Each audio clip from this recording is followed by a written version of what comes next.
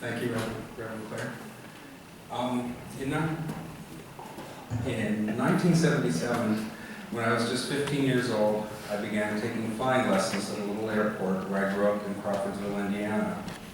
I flew in a little Cessna 152, like this one, and got about 5 hours of instruction before my money ran out, they sold the plane, and stopped giving lessons at that airport. But that was enough to introduce me to the thrill of flying. I felt that flying was in my blood, and it would be a long time before I would have the joy of flying again. I always assumed that flying would be way too expensive. But then one summer day in 2003, a friend who was learning to fly hang gliders invited me to come with her to a little airport on the Eastern Shore where they tow hang gliders up behind little airplanes called ultralights. I couldn't imagine a tiny little airplane pulling up 2 full-grown people into the sky, but there they were. I took an introductory hang gliding ride with the instructor, but I was most fascinated by the little airplanes they were pulling the gliders up with. I asked about the pilot about it and found out that there were small, one-place airplanes that you could buy very inexpensively and didn't even need a license to fly. It seems right there and then that I knew what I wanted to do. Now, some people have taught themselves to fly ultralights without taking lessons, but that's not such a good idea. Back then, the Ultralight Association was offering instruction in 2-place ultralights, which was the much wiser way to learn to fly. I found just the type of airplane that I wanted, a Quicksilver MX, which had evolved from a hang glider. Basically, a tail and a motor and a seat were added, and found one for sale at a little airport in Pennsylvania called Shoestring, from a man they called Crazy Al. He got his name because he was a part-time flying nudist. We won't go there. I also found that they had a 2-seat version of the plane like the one that I wanted, which has 2 sets of controls and several instructors at that airport. So within a couple of weeks, I had my own little airplane named Bluebird and was taking lessons on how to fly. This is the only photograph I have left of Bluebird. It was my old wallet photograph, which is why it looks like it's from 1910. That was actually 2003. Within several months, I made my first solo flight. My landing was terrible, but I was safely on the ground and the plane was unharmed. I began to fly at every opportunity, on weekends, and even driving up to my little airport after work for a short flight. Soon I began to take my camera with me. I found that it was fairly easy just to fly the airplane with one hand and take pictures with the other. You need 2 hands to take off and land an airplane, with one on the control stick and one on the throttle. But once you're cruising along, you can let go of the throttle and you have one hand free to do what you want with. The first photograph that I took that I was really excited about was of a junkyard.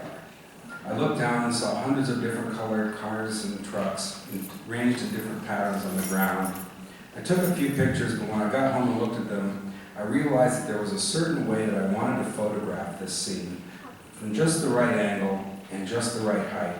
I couldn't wait to get back to Shoestring and photograph that junkyard again.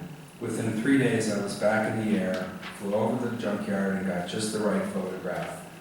Right then and there, I knew I wanted to take more aerial photographs. In my first year, I wanted to go to my first fly-in, where people fly their airplanes to other airports and eat hamburgers and talk about airplanes and flying.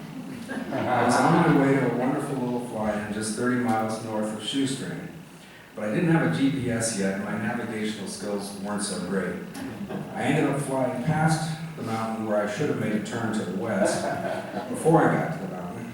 Found myself about 20 miles past the airport, couldn't seem to find it. And that's when I ran out of gas. All I could hear was the wind as I glided for a cornfield below. I made a perfect landing in the corn near a tractor path, hardly damaging any corn. My plane was so light that I was able to push it down to the tractor path. I didn't have a cell phone, it was nowhere near a road or town. Soon a farmer came down the path in his ATV and asked if I needed any help. I said that I needed some gas. He said he'd be back as soon as he put the cows away, and soon returned with 5 gallons of gas. I thanked him and happily gave him all of the money in my wallet, which he tried to refuse. Started up my airplane, took off down the tractor path, flew over the mountain, found the airport with the fly-in and landed. I was happy to be there, but felt a little embarrassed when I told the story to my friends. Bluebird had only an average speed of about 35 miles per hour and couldn't fly very far in a tank of gas. After about a year, I felt ready to move up. So I sold Bluebird and found a slightly faster ultralight, a Quicksilver GT400, which I bought from a flying farmer named Peanut.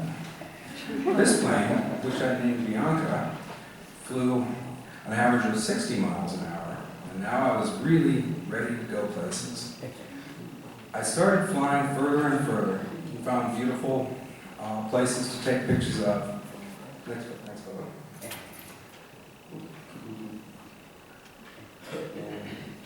One more. One more photo. Like this beautiful quarry in Reading, Pennsylvania. To me, flying was the most wonderful thing in the world, just floating along in the sky, thinking about nothing but being in the airplane and flying, and how good life is at that moment, and looking down at the fascinating scenery below. In 2007, the FAA created a new type of pilot's license called Light Sport, which was partly designed for airplanes like mine, which were ultralights, but didn't really fit the rules for what an ultralight is because they're heavier or fly faster or further than an ultralight is legally supposed to. I was able to use my hours from my earlier training towards my new license. I just had to take the written and flight test. It wasn't long before I felt ready to buy my first airplane, my first two-place airplane. After all, I thought, why fly alone when I can fly with other people? I found my next airplane, a RANS S-12, for sale down in Florida. So I booked a flight on an airline to Jacksonville, Florida, bought the plane, took off the wings, put it all inside a big truck, and drove it back to Shoestring. The airplane's name was Airband L1, which came from its last owners, who were named Bob and Linda. It was really supposed to be Air B for Bob and L for Linda 1, like Air Force One.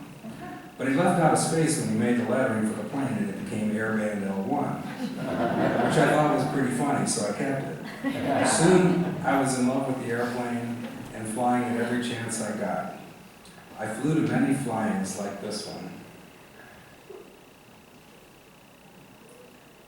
This is doing a little pass over the runway at Don Dickus's airport out near Bedford, Pennsylvania.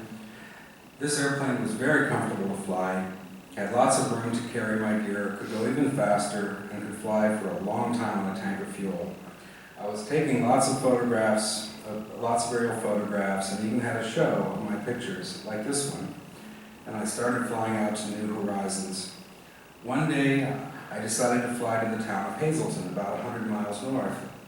On the way, I discovered the Pennsylvania coal region, where for hundreds of years people have been digging coal out of the earth. From the air, this large area looked just fascinating, and I began to make numerous flights to the coal region to take pictures.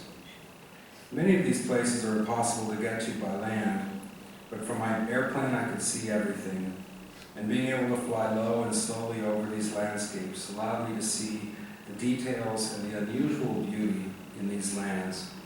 Also, to see how humans have changed the landscape over time with their hands and with machines.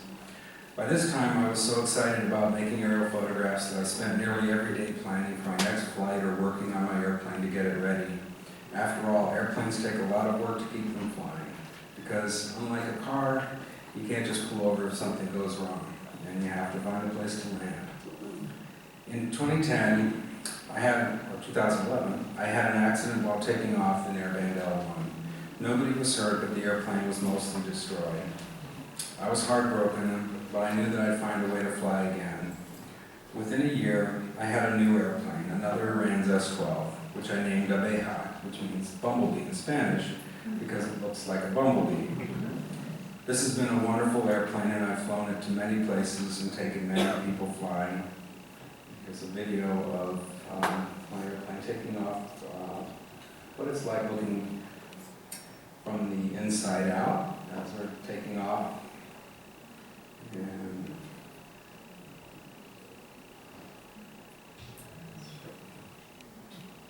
taking it off into the air. And showing taking pictures from the air with a special bracket that I made so I can hold the camera with the left hand and fly the airplane with the right, and a little sliding window I made so I can take pictures out of the window without photographing through the plexiglass. And with this airplane, I flew down to the eastern shore of the Chesapeake Bay and took the photographs you see behind me. Flying can be many different things to different people. It can be a business or it can be just for fun. For me, flying is one of the most inspiring things in life. When I'm up in my airplane, it's like I'm drifting along in a bubble in the sky. But it also challenges me and forces me to practice my piloting skills to be a better and safer pilot. Sometimes when I haven't been flying for a long time, just to go around up into the sky for a short flight around the patch, as they say, can be one of the most rewarding pleasures. And then there are always many more fly-ins to go to where you can eat more hamburgers and talk about airplanes and flying. And there are those wonderful moments when I take someone flying, and we get up in the air, they say to me, "This is so amazing." And then there's showing passengers how to fly the plane and seeing their reaction when I look over at them and they can't believe that they're actually flying an airplane. And then there's the magical spirit that draws me to fly my plane to new horizons, looking at the land below and seeking out those unusual places that capture my imagination. I like walking down a beach and picking up beautiful, unique shells and rocks, capturing with my camera images that inspire and show the beauty and complexity of our Earth. For now, our little shoestring airport is partially covered in snow, and our little airplanes tucked away in their hangars. But soon the snow will melt, the field will dry, and we'll bring our airplanes out and once again embrace the sky. Shoestring is just a 10-minute flight from the Susquehanna River. From there, on a clear day, one can see all the way south to the Chesapeake Bay and its marshes, or north past Harrisburg to where the coal country begins. It's an awe-inspiring view of this mighty path through time and place.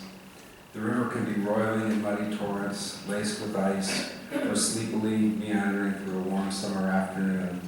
But it is always flowing, like life, sometimes turbulent, sometimes calm, but ever flowing.